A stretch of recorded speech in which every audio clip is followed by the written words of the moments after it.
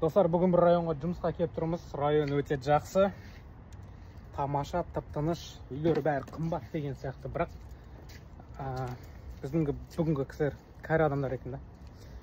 В общем, біраз үйіне қарамаған ғой. Бау-бақшасы бәрі өсіп кеткен. Үйіндегі заттар бәрі ескі деген сияқты. Оның гаражы ғана. Кеттік, үйді көреміз. Аумағы. Обычно бұлар бұлай жасамайды да, жаңағыдай шөпті бәрін бытшыт қиып нетіп отыратын еді. Бәрі өсіп кеткен, полдары бәрі. Бәрі аумағы оның. Үйдің сырты мынау міне. Страшный болып отыр. Бірақ іші музей сияқты ғой. Көреміз ба? Достар, бүгінгі жұмыс күні өте ерекше.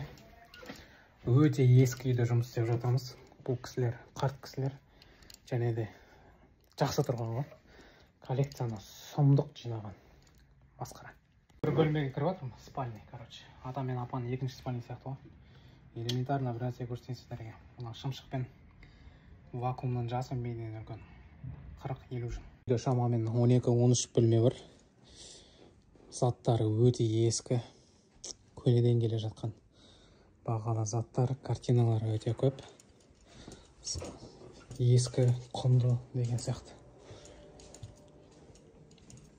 Мінекей. Көрдіңіздер ғой, барлығы заттары ескі. Мына жақта да мінекей. Көне мынандай дрессарлар. Астында музей сияқты экспонаттар өте көп жасаған.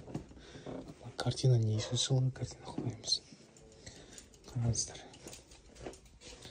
Мынау мінекей. 1900 жылғы машиналар ғой мыналар. Картиналар. Мотоциклдар қараңыздар. Офисі, Аташканың. Бәрі қай жылғы нелер десейші қағаздар. Бұл тек 2-3 бөлмені ғана көрсетіп отырмын мен сіздерге. Үстіңгі этаж.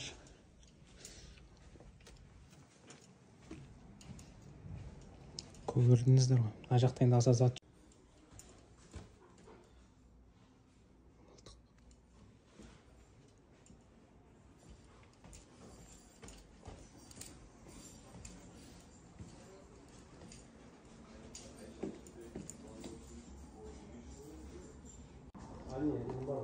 Мынау қонақ бөлме.